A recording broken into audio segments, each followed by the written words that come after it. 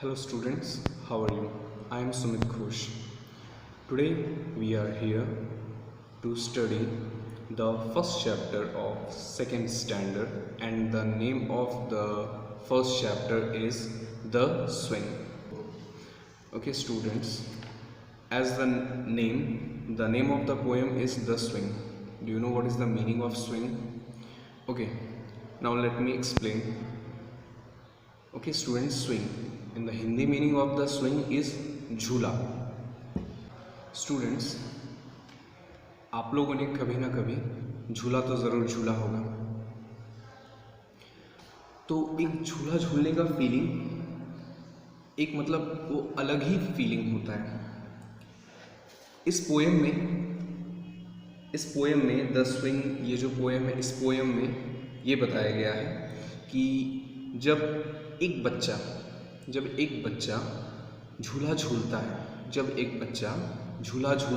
जब झूला ऊपर की ओर जाता है, फिर झूला नीचे की ओर आता है, तो उस वक्त उस बच्चे के दिमाग में क्या चलता है, जो उत्सुकता होती है, जो खुशी होती है, वो इस पोएम में बताया गया है.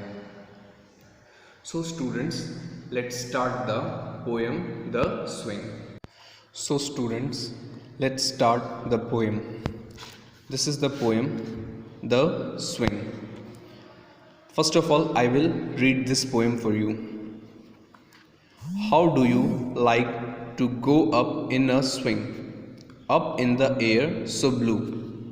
Oh, I do think it the pleasantest thing ever a child can do, up in the air and over the wall, till I can see so wide, rivers and trees and cattle and all over the countryside, till I look down on the garden green, down on the roof so brown, up in the air I go flying again, up in the air and down.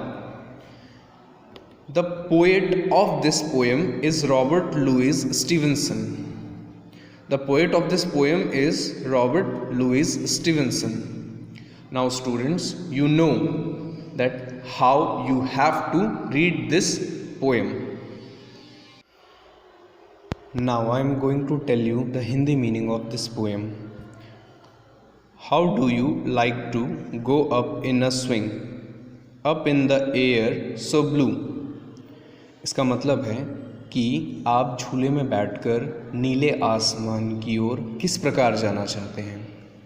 O I do think it the pleasantest thing ever a child can do.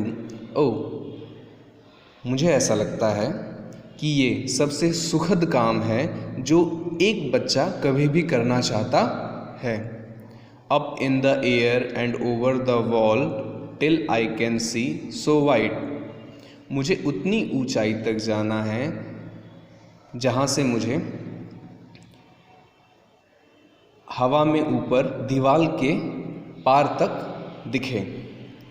River and trees and cattle and all over the country side. मुझे आसमान में कितनी ऊपर तक जाना है कि मुझे दीवार के पार तक दिखे.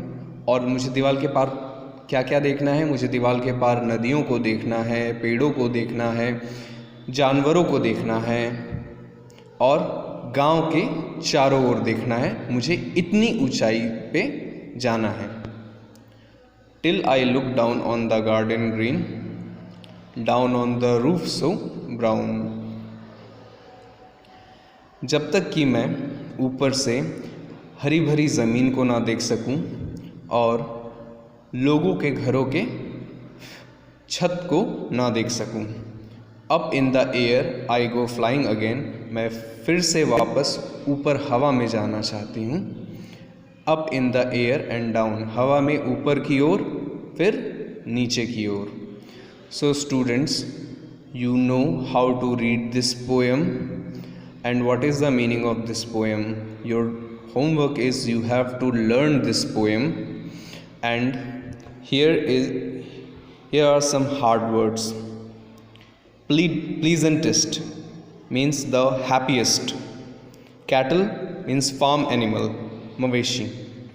So students, your homework is you have to learn this poem and you have to learn the hard words also.